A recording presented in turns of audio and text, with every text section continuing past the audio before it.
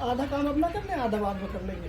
ठीक है, तो इस सभा को हम शुरू करते हैं। अभी अभी हमने चर्च सर्विस की है और बहुत अच्छा हमें लगा और बहुत खुशी है। तो मैं अंश पढ़ूंगा। उस अंश में इस तरह से लिखा हुआ है, पहला तीमुथियुस 3 अध्याय में पहले वचन से, ये बात सच है कि जो अध्यक्ष या पास्टर होना चाहता है वह भले काम की इच्छा करता है। ये पास्टर होने के लिए जो अपने को समर्पित करता है वो एक भले काम की, निर्दोष हो, एक ही पत्नी का पति हो या उसका जीवन जो है वो शुद्ध और पवित्र हो, संयमी, सुशील, सभ्य, अतिथि सत्कार करने वाला और सिखाने में निपुण, पियक्कड़ या मारपीट करने वाला ना हो, वरन कोमल हो और झगड़ालू ना हो, न धन का लोभी हो, पर अपने घर का प्रबंध करता हो और अपने बाल बच्चों को सारी गंभीरता से अधीन रखता हो। जब कोई अपने घर का ही प्रबंध करना ना जानता हो तो परमेश्वर की कलीसिया की रखवाली कैसे करे? फिर यह कि नया चेला ना हो, ऐसा ना हो कि अभिमान करके शैतान का सा दंड पाए, और बाहर वालों में भी सुनाम हो, ऐसा ना हो कि निंदक होकर शैतान के फंदे में फंस जाए। तो ये हमारा आज का आधार है। इस आधार पर हम सब मिलके एक मन होकर दुआ करेंगे।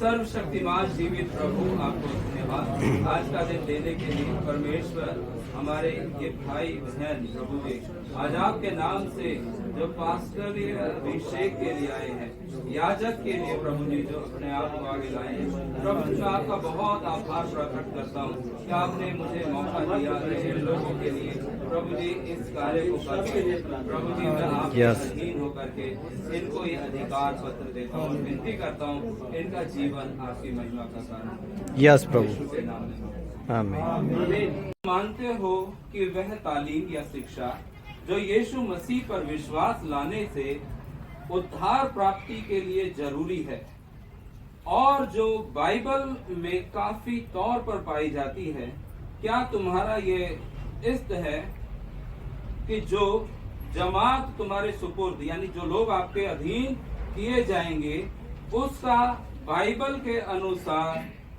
देखभाल और शिक्षा दोगे ताकि उन सब का उद्धार हो सके? क्या आप ऐसा करेंगे?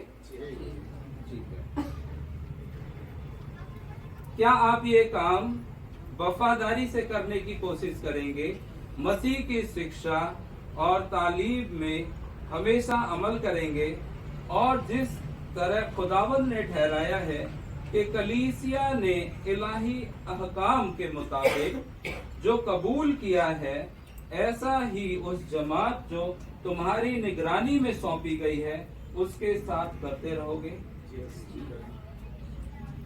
क्या तुम वफादारी और ईमानदारी से अपने परिवार की देखभाल करोगे? कोशिश करोगे कि वो भी आपके साथ प्रभु के भय में बढ़ सकें?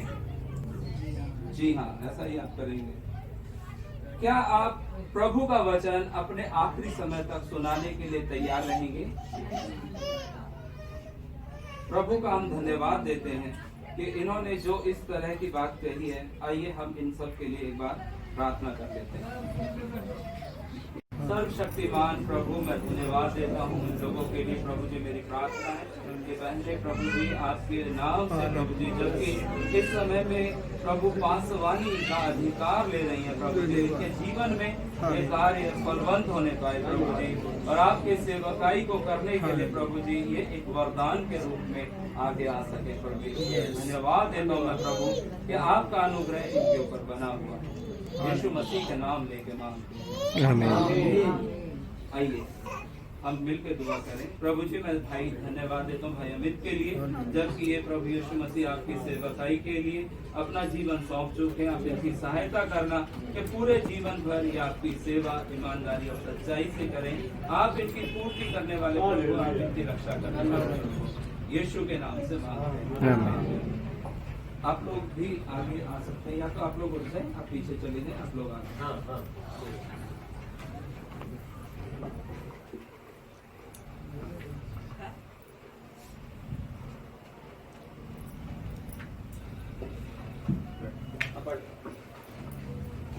प्रभु जी हम धन्यवाद देते हैं, राहुल के लिए दुआ करते हैं। प्रभु जी आपके पवित्र और जीवित हाथों में भाई को सौंपते हैं परमेश्वर, जबकि आपकी सेवकाई के लिए पिता परमेश्वर आगे आया है। पास्टर का ये जो अधिकार पत्र है और अभिषेक है, इसके ऊपर प्रभु जी ये फलवंत होने पाए, कि आपकी महिमा का कारण बन जाए। प्रभु जी जहाँ जाए वहाँ पे प्रभु जी आपके लोगों को प्रेम से अगुवाई कर सके, उन्हें बता सके। यीशु मसीह राजा हम आपको धन्यवाद देते हैं। पिता परमेश्वर मैं भाई संजय जॉर्ज के लिए दुआ करता, आपका अनुग्रह भाई के ऊपर हो, और ये जब प्रभु जी पास्टरीय अभिषेक और प्रभु जी जो प्रमाण पत्र प्राप्त करते हैं, इसके द्वारा प्रभु जी इनकी सेवकाई और फले फूले बढ़ती जाए। प्रभु ये सेवा आपकी है प्रभु जी, और आपने प्रभु जी हमें इसके योग्य ठहराया कि हम यहाँ पर इस कार्य को कर सके। प्रभु जी हम आपके साथ कार्य कर रहे हैं, इसके लिए हम धन्यवाद देते हैं। भाई के ऊपर प्रभु जी आपका अभिषेक और अनुग्रह बना रहे। प्रभु जी धन्यवाद देता हूँ मैं प्रभु जी, मैं भाई मनोज के लिए, जस्टिन के लिए दुआ करता हूँ, आपका अनुग्रह इस भाई के ऊपर हो, और ये भाई आपकी महिमा करे परमेश्वर, इसकी सेवकाई को आप बढ़ाना, उनके जीवन पर प्रभु जी आप आशीष देना, इसको लेके चलना, ताकि आपकी महिमा में हर दिन बढ़ सके। धन्यवाद देता हूँ मैं परमेश्वर कि आप इनकी अगुवाई करना, जो अधिकार पत्र दिया जाता है उसके द्वारा इनकी सेवकाई और आशीष यीशु के जीवित नाम से मांगते हैं, आमीन। इन सर्टिफिकेट्स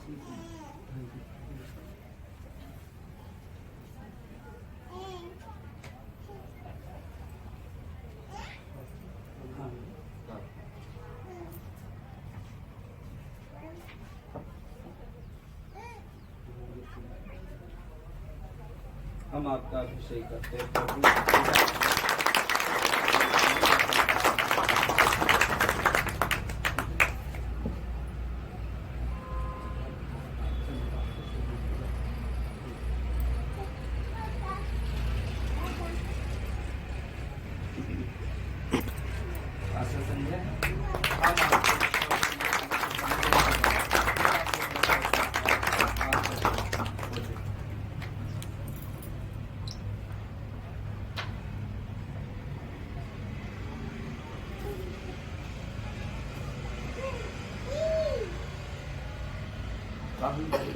हम आपको पिता परमेश्वर प्रभु यीशु मसीह पवित्र आत्मा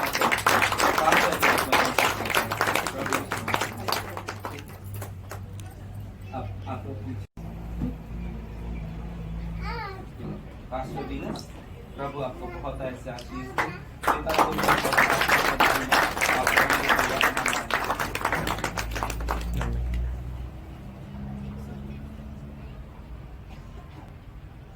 पास्टर सतविंदर कौर आपको प्रभु यीशु मसीह की सेवा करने के लिए अधिकार पत्र दिया जाता है।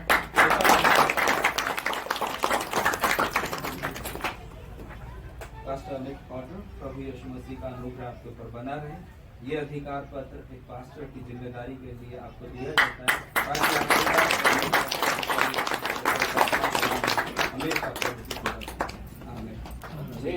तो अब आप सब लोग इधर, हम लोग प्रभु भोज भी अभी हमने दिया था, तो आप दोनों को भी हम दे सकते हैं, ठीक है ना? अच्छा लिया आपने तो जब ट्रेन में टिकट कंफर्म नहीं होती, आरएसी होती है ना? आरएसी में क्या होता है, एक सीट पे 2 बंदा, तो 1/2 कर देंगे। आओ आगे, अब राहुल आजा भाई, आ जाओ आजा, अब है इधर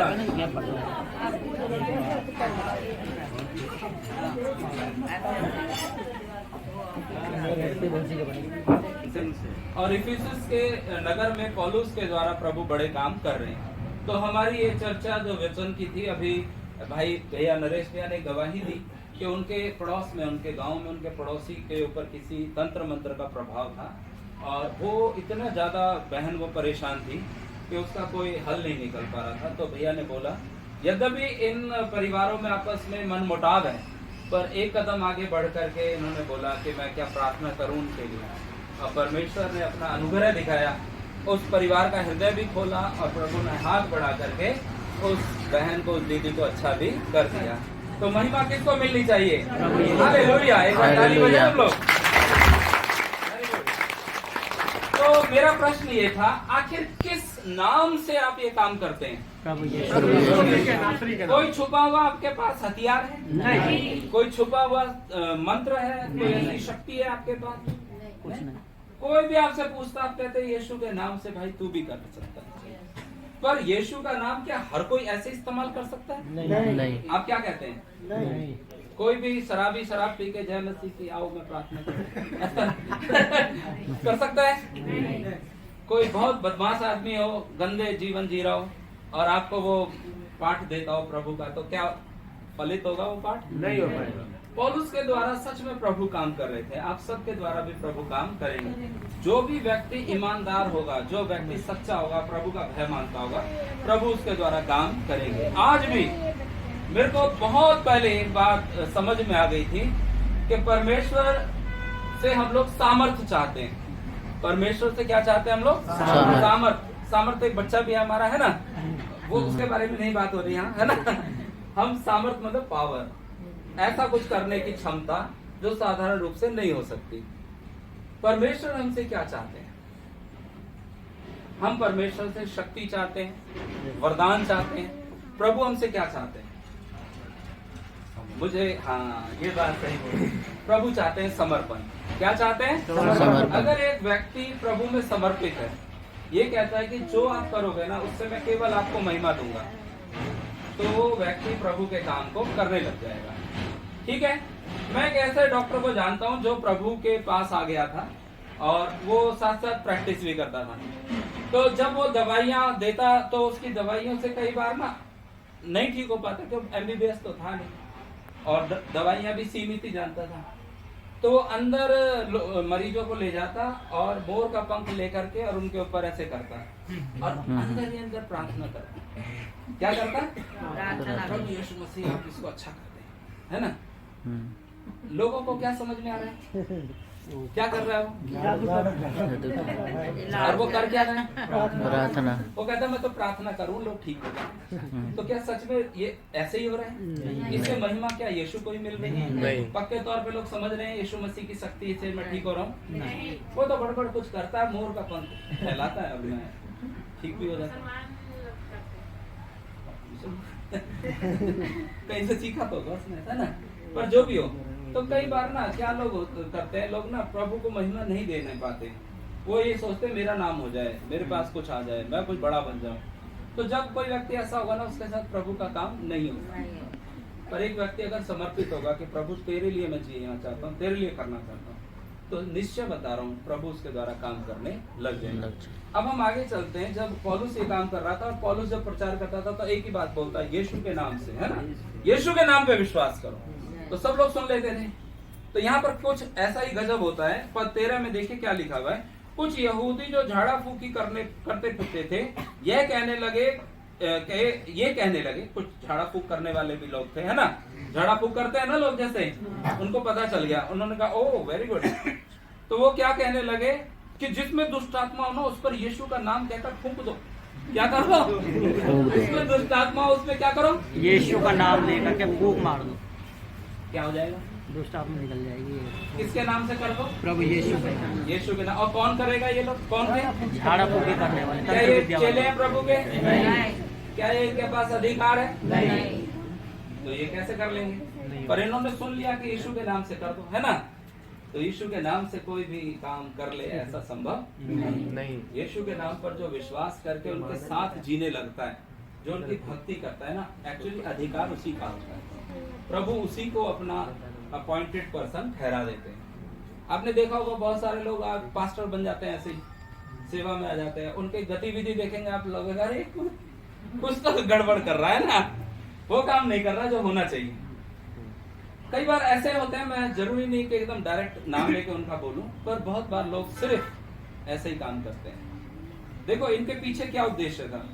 लिखा, सिक्वा नाम का एक यहूदी प्रधान याजक के 7 बेटे थे जो ऐसा ही करते थे, है ना, जो ऐसा ही करते थे। देखिए पहले मैं 13वां दोबारा पढ़ता हूँ। परंतु कुछ यहूदी जो झाड़ा फूकी करते फिरते यह कहने लगे कि जिसमें दुष्ट आत्मा हो उस पर यीशु का नाम कहकर थूके, कि जिस यीशु का प्रचार पौलुस करता है, मैं तुम्हें उससे शपथ देता हूँ और सिक्वा नाम का एक यहूदी प्रधान याजक के 7 पुत्र थे जो ऐसा ही करते थे। पर दुष्ट आत्मा ने उनको उत्तर दिया, यीशु को मैं जानती हूँ और पौलुस को भी पहचानती हूँ, परंतु तुम कौन हो? है ना, कौन बोल रहा है? दुष्ट आत्मा किस किस को जानती है? और पौलुस को। प्रभु यीशु को जानती है? जी हाँ या ना बोलो जी। दुष्ट आत्मा सब जानती है यीशु कौन है ना? हैरानी हम ही नहीं जानते है ना, दुनिया नहीं जानती। और पौलुस के बारे में जानती है। अब क्या सवाल करा इन्होंने? तू कौन है? असली मतलब क्या है आपके हिसाब से? क्या मतलब है इस बात का? क्या हो सकता है? मतलब ये है, वो ये कहना चाहती है अगर तुम उनके नाम से प्रार्थना करते तो मैं अब तक यहाँ से जा चुकी होती। अरे क्या बात है ना, अगर तुम यीशु के होते है ना मैं यहाँ से जा तो अधिकार होता। नाम लेने से थोड़ी हो जाता है। अभी कोई यहाँ पे दारोगा बन के खड़ा हो जाए, पैरूपिया जैसे होते हैं, तो क्या चालान काट देगा सच में? अगर आपने 2 बात बोल दी ना उसको, झूठ बोल रहे हो तुम, तुम्हें तो मैंने कहीं नहीं देखा, उसके तो पैर कांपने लग जाएंगे है ना। झोला छाप डॉक्टर नहीं पकड़े जाते बेचारे, वही चक्कर में तो पकड़े जाते कि तुम कर तो रहे हो, तुम्हारे पास अधिकार कहाँ है कि नहीं? कर तो रहे हो, तुम्हारे पास अधिकार किसने दिया? तो यहाँ पे दुष्ट आत्मा पूछती है, यीशु को मैं जानती हूँ। तो कल्पना करके देखो, कोई बंदा होगा है ना, अरे आपके साथ जैसे ललित है, चलो यीशु को तो मैं जानती हूँ ना, पौलुस को भी पहचानती हूँ, तुम कौन हो? अब सामने वाला बंदा क्या बोलेगा? हम सिकवा के बेटे हम फलाने की हमारी विरासत है, हम तो वो है, हम तो ये हैं। अच्छा, चाहे अब कितने बड़े हों, सिकवा वैसे याजक था, यहूदी याजक, उसके कितने बच्चे थे? 7। 1-2 भी नहीं थे है ना, 7 थे। और वो दुष्ट आत्मा बोलते हैं, तुम कौन हो? आगे देखिए क्या लिखा हुआ है। और उस मनुष्य ने जिसमें दुष्ट आत्मा थी उन पर लपक कर उनको वश में लाकर, है ना, बस में नहीं बैठाया, बस में, बस वश में, काबू में कर लिया है ना, वश में लाकर, है ना, उन पर ऐसा उपद्रव करा किया कि वे नंगे और घायल होकर के उस घर से निकल भागे, है ना, नंगे और नंगे और घायल होकर के उस घर से निकल करके भागे। सोचो एक घर में कोई व्यक्ति जिसमें दुष्ट आत्मा है, साथ के साथ आए है ना, और साथ के साथ अपना जो भी है डमरू डमरा लेकर आए है ना, हम ये कर देंगे, हम वो कर देंगे। और उन्होंने बोला, अरे सब बात देखो, यज्ञ वज्ञ करने में तो टाइम लगता है ना, एनर्जी भी लगती है। ये यीशु का नाम लेके बोलो, नया फार्मूला आया है ना, यीशु का नाम बोल दो, बात ही नहीं। उन्होंने बोल दिया। अब उसके बाद में सामने जो जिसको बोला गया उसने क्या बोला? यीशु को हम जानते हैं, मैं जानती हूँ, पौलुस को भी मैं पहचानती हूँ, तुम कौन? अब ये सातों के साथ क्या कह रहे होंगे? बता भी तो हम कौन है? इतना नहीं कह पाए और इनको पकड़ लिया उसने। सोचो एक बंदे के 2 ही तो हाथ हैं, 7 कैसे पकड़ लिए उसने? बस में लिया है ना। चेतन भाई हमारे और राहुल बॉडी बिल्डर है ना, ये बता सकते हैं कैसे गिरा दिया होगा ना सबको। अब बताओ मास्टर जी क्या हुआ होगा? किसका जी? 7 का कैसे किया होगा पकड़ने? उनको 7 बंदों को कोई एक बंदा पकड़ ले, और कितना पकड़ ले, पीटता चला गया, घायल हो गए, कपड़े फट गए, वो भागने लग गए वहां से, भाग गए निकल करके, नंगे और घायल हो गए निकल के भाग गए। करने आए थे करने आए थे ठीक, खूब मुश्किल में पड़ गए है ना। तो अब आप एक बात बताओ, इस पैसेज से, इस खंड से, क्योंकि अगले हफ्ते आपको बताना है, आप सोचना आपको क्या समझ में आ रहा है। मैं बात को थोड़ा सा आगे बढ़ के बताता हूँ, फिर हम लोग आगे प्रभु भोज की तरफ भी चलेंगे। लिखा है यह बात, अब ये जो घटना हुई थी ना, इफिसुस के रहने वाले सब यहूदी और यूनानी भी जान गए और सब पर भय छा गया। क्या हो गया? सब पर। और प्रभु यीशु के नाम की बड़ाई। अच्छा, मैं अब आपसे सवाल पूछता हूँ, इस घटना से प्रभु का भय कैसे लोगों में आया? जो प्रभु को नहीं जानते, क्या प्रभु के नाम से काम हो गया है? उसके नाम हो गया। मैं पूछता हूँ, क्या प्रभु यीशु का नाम जिन्होंने लिया उनके द्वारा काम हो गया? नहीं हुआ। नहीं फिर भय आपके हिसाब से कैसे छा गया? तो कोई भी भैया ऐसा ही नाम नहीं ले सकता। इसका मतलब जो परमेश्वर को मतलब जान गया, जिसका उद्धार हुआ है, वो ही परमेश्वर के काम कर सकता है ना।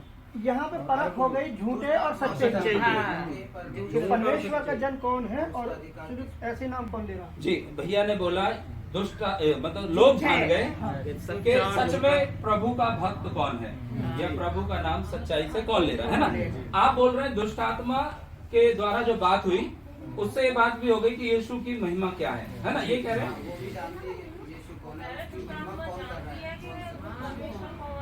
दुष्ट आत्मा जानती है परमेश्वर कौन है। Very good. आप सब कोई और भी जवाब दे सकते हो, बहुत अच्छी बात है। प्रश्न ये है यहाँ पे प्रभु का नाम कैसे लोगों के अंदर आ गया, भय आ गया उनका। भय मतलब होता है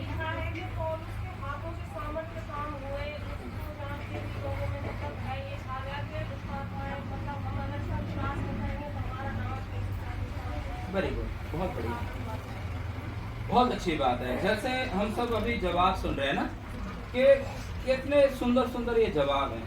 अच्छा, आप एक बात बताओ, नॉर्मली मैं ये बात पब्लिक में नहीं करता, पर फिर भी मैं पूछता हूँ, आपने ऐसे परिवारों को देखा है जिनमें दुष्ट आत्मा का काम प्रबलता से होता है? होता है।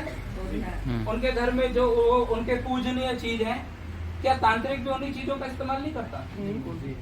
आप बताओ, जिनको वो मान्यता देते हैं, जिनकी वो आराधना करते हैं, क्या तांत्रिक के पास भी वही चीज नहीं होती? उसी तरह की छोटी बड़ी हो सकती है मूर्ति, है ना, पर लगभग वही होते हैं। एक तो बुरा कर देता है और उनके घर में बैठी चीज कोई मदद नहीं कर रही, ये भी बात है कि नहीं? पर यहाँ यीशु मसीह के नाम के साथ क्या ऐसी बात है? नहीं। ये लोग झाड़ा फूकी करते थे? नहीं। ये जो सातों थे झाड़ा फूकी करते थे? हाँ, करते थे। क्या यीशु मसीह इनके साथ मिलकर झाड़ा फूकी करने लगे? नहीं। ये यीशु अलग है सबसे, अलग है। ये बात है ना। बाकी के जो लोग जब ये झाड़ा फूकी है, और भी आपके पास में जो लोग होंगे जो झाड़ा फूकी करते हैं, वो लोग भी तो उन्हीं चीजों के द्वारा करते हैं जो लोगों के घरों में होती हैं, थोड़ा बहुत ऊपर नीचे करके, बाकी लगभग एक जैसी है ना, है कि नहीं? कोई बागेश्वर वाले कर रहे हैं ना कर रहे नहीं कर रहे, कोई कहा कुछ है ना, घर में भी वही है, फिर भी वहां पर हो रहा है। तो मतलब कोई चीज ऐसी है जिसको वश में करके लोग बिगाड़ रहे हैं, लोगों को उनका बुरा कर रहे हैं। पर यह यीशु मसीह का नाम जो ले रहा है, अगर वो शुद्ध नहीं होगा तो उसके द्वारा कोई काम नहीं होगा। एक तो बात ये हुई। अब आगे आप एक और चीज देखिए जो बहुत काम की, जिन्होंने विश्वास किया था। अब ये किसके बारे में?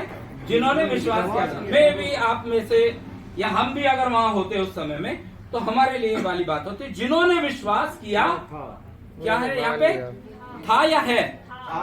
था। मतलब पहले विश्वास किया होगा ना, विश्वास कर लिया था। जैसे आप लोग चर्च आए तो आज ऐसा तो नहीं, हाँ ये भी तो पूछना भूल गए, पहली बार आज कौन आया चर्च में? आप पहली बार हैं।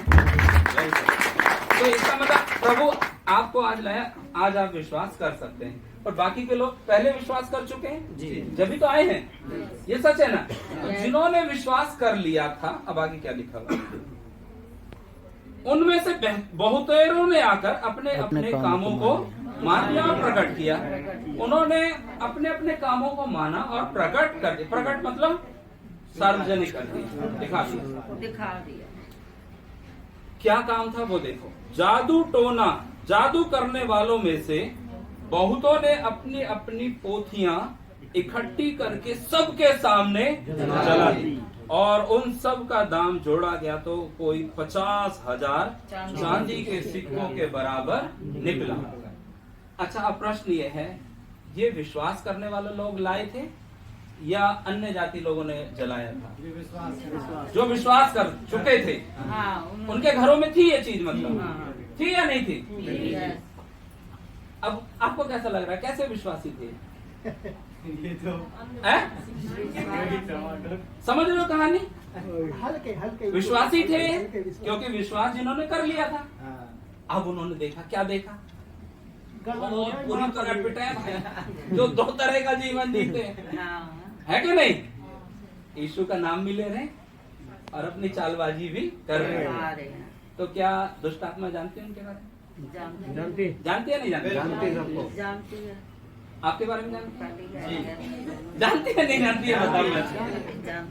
आपसे अगर मान लो कभी टक्कर हो जाए, बोले अरे हमें सब पता हमें सब पता, तुम कितने चर्च जाओ, है ना भाई, कितना प्रभु का नाम लेते हो तुम, क्या कहोगे आप? ये जगह के लोग जो थे प्रभु में तो आ गए थे, पर बहुत बातें ऐसी थी जो प्रभु इनके अंदर नहीं थी, है ना। इनके पास में कुछ जादू की पोथियां जानते हो ना, किताबें।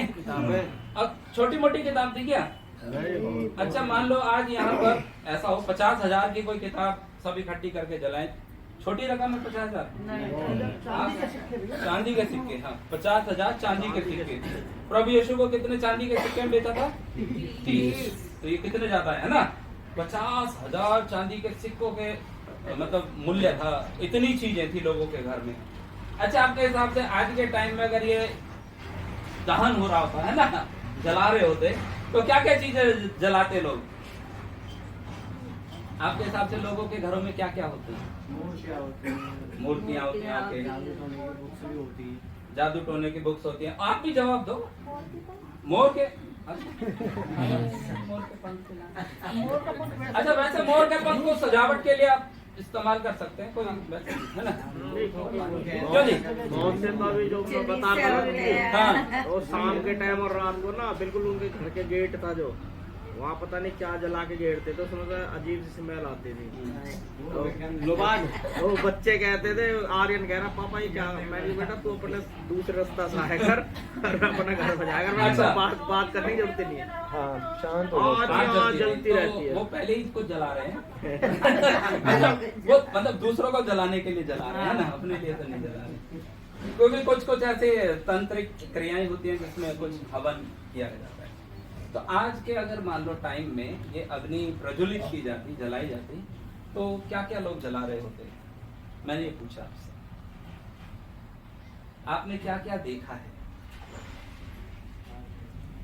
बहुत मूर्ति बोले और क्या बताया था? किताबें, तस्वीर, है ना, कई बार ऐसे। और भी कोई तंत्र मंत्र का काम इस्तेमाल होता है? हवन करवाते हैं, वो डालते हैं, सब वैसे मूर्ति पूजा में होती है। तंत्र मंत्र के लिए तो बहुत ऐसी चीजें जो अच्छी बात है, आप लोग नहीं जानते, अच्छी बात है, नहीं होता उनसे। हमने जानवरों को भी देखा है बलिदान चढ़ाते। एक बार किसी ने बोला था कि बंदर का बलिदान करना होगा, तो उसने बोला ना मैं बंदर को तो बालाजी मानता हूँ, मतलब हनुमान मानता हूँ। तो जवाब क्या था? अरे बहते रे हनुमान डोल को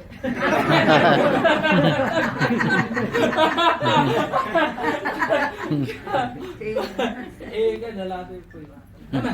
तो ये मतलब है, मैं लोमड़ियों के सर को देखा है, उल्लू का नाखून देखा है, भालू के बाल देखे है या नहीं, आप बताओ। आते नहीं थे हमारे गांव में, सुनी क्या? भालू रीछ लेकर आओ, घूम रहा है ना, सांप है ना, सांप भी फूंक मारता है, भालू भी मारता है ना। और लोग रख लेते हैं अपने पास ऐसी ऐसी चीजें, है ना, रख करके और सोचते हैं अब हमारा कोई कुछ नहीं बिगाड़ता, है ना। क्या सोचते हैं? अब हमारा कोई कुछ नहीं बिगाड़ता, और वो छुपा के रख लेते हैं। क्या इस नगर के लोग भी ऐसे ही नहीं लग रहे आपको? और ये कहाँ जाते हैं? चर्च, प्रार्थना में जाते हैं, नहीं जाते? पर उसके बावजूद कुछ तो इनके पास में चीज है। एक बड़ी दुख की कहानी है, पर मुझे अभी अभी याद आ गई तो मैं सुना देता हूँ। एक बार की बात है, एक परिवार विश्वासी था, उनके अच्छे खेत थे, उनका बेटा था, और बेटा और परिवार सब बहुत खुश था। अचानक एक दिन क्या हुआ, बेटा बीमार हो गया। उन्होंने इलाज कराया, पर इलाज तो उसका सफल नहीं हो रहा है। बहुत प्रार्थना करी, लोगों को बोला, पर कहीं कोई इंतजाम तो ठीक तो नहीं हो रहा। किसी बंदे ने उनको सलाह दी कि इसको ना एक जगह लेके चलो और वहां पर ये ठीक हो जाएगा। तो इसने बोला मैं तो ऐसी वैसी जगह नहीं जाऊंगा, मैं प्रभु का बंदा हूं। पर रोज रोज देख रहा है बच्चा बीमार ही है, और वो बंदा रोज रोज इसको सलाह दे रहा है, अरे कोई बात नहीं, किसी को नहीं पता चलेगा, वो तो शाम को भी चल सकते हैं, रात में चले जाएंगे। एक दिन ये हार थक के वहां चला गया तो उस व्यक्ति ने सब मामला देखा और एक ताबीज बना के दिया। ताबीज का जिक्र करना भूल गए थे, है ना हम लोग। ताबीज बना के दिया और ताबीज बांधने के लिए बोला, और आप हैरान हो जाएंगे, जब ताबीज बांधी तो वो बच्चा अगले दिन ठीक भी हो गया। क्या हो गया? ठीक हो गया। ये सच में हुआ। अब तो उस परिवार में आनंद सा आ गया। अब उन्होंने अपने जो रोजमर्रा के समय में काम करते थे, जीते थे, अपना ठीक था। अब वो लड़के को फुल बाजू की शर्ट हमेशा पहना के रखते थे कि कोई चर्च में ताबीज ना दे, काला धागा ना दे, कंडा ना दे, है ना? है कि नहीं ऐसे? तो एक दिन ऐसा हुआ, 4 साल बाद हुआ ऐसा। बच्चा ऐसे दोपहर का समय था, अचानक से खेत में बच्चा खड़ा खड़ा गिर गया। खड़ा खड़ा जब गिर गया तो दौड़ के गया, देखा तो देखता बच्चा नीला पड़ गया और देखता बच्चे की में अब जान नहीं है। ये मैंने सच में स्टोरी सुनी है। और बच्चा वहीं मर गया। ये बंदा इतना रोया, ये क्या हो गया? डॉक्टरों को दिखाया और जगह तो कह रहे अब कुछ नहीं हो सकता, अब तो ये खत्म हो गया। चर्च के लोगों ने जब सुना, सब विलाप करते हुए घर गए उसके। अब जब अंतिम तैयारी हो रही थी तब वो तो रो ही रहा था। अचानक से एक विश्वासी ने देखा इसके ताबीज बंध रहा है। वो गुस्से में आ गया, ये क्या है? ये कैसे बंधवा रखा है तुमने? और उसने उसको निकाल दिया ताबीज को। तभी रोते रोते बोल रहा ऐसा हुआ था, मैं वहां गया था, ऐसे उस समय तुम्हें ध्यान नहीं, प्रार्थना के लिए भी बोला था, ठीक नहीं हो रहा था। तो जिज्ञासावश वो ताबीज खोल लिया गया। उसने कहा खोल के देखते क्या लिखा है। आप हैरान हो जाएंगे उसमें क्या लिखा है। उसमें एक कागज था और उस कागज में लिखा था, हे शैतान, इस बच्चे की आत्मा तेरे अधीन है, बस कुछ समय के लिए इसे ठीक कर दे, बस कुछ टाइम के लिए इसे ठीक कर दे। जैसे एक एग्रीमेंट हो जाता है ना, एग्रीमेंट करते हैं, तो करीब करीब इस तरह का एक एग्रीमेंट रूपी वो ताबीज था। और जब ये पढ़ा, इसका बाप इतना रोया कि मैंने क्या कर दिया। असलियत में अगर आप देखें तो ये तंत्र शक्ति थी, इसने थोड़े समय के सुख के लिए बच्चे को जीवन भर के लिए ले लिया। यही होता है जब कोई दोहरी चाल चलता है, जब दो रूप लेकर के कोई जीता है। चर्च में आने पर तो जय मसीह की और बाहर अपनी गतिविधि। आपको मैं क्लियर बता रहा हूँ, इस पैसेज में शैतान या दुष्ट आत्मा बोलती है, पौलुस को भी हम जानते हैं और यीशु को भी हम पहचानते हैं। तुम कौन हो? और इतना बुरा हाल हो गया, इतना बुरा हाल, नंगे और घायल होकर के ये लोग मर भी सकते थे तो भाग गए, है ना? और लिखा है सब इफिसुस के रहने वालों पे भय छा गया। तो हमेशा ध्यान रखें आप कैसी चाल चलते हैं। आप क्या सच में पूर्णतः मसीह में जीवन जी रहे हैं या कुछ हद तक चालबाजियां हैं? कभी नहीं करना। जो चीज आपको लगती है प्रभु के साथ जुड़ी हुई नहीं है, तिरस्कार कर दो। मेरे लिए यीशु सब कुछ है, मेरे लिए यीशु पर्याप्त है। मैं इस पैसेज को कई तरीके से बताने की कोशिश कर रहा हूँ। आप लोग जब अगले संडे बताएंगे तो आपका क्या विचार है इस वचन पर, उसके बारे में आप चर्चा जरूर करें, ठीक है? और अंतिम वचन जो आज के लिए है, इस प्रकार, क्या लिखा हुआ है? इस प्रकार, सो व्हाट, है ना? प्रभु का वचन बलपूर्वक फैलता और प्रबल होता। हालेलुया, प्रभु का वचन बलपूर्वक फैलता और प्रबल होता। बहुत ऐसे आशीष दे। और अब हम ऑनलाइन वालों को भी जय मसीह की बाय बाय करते हैं।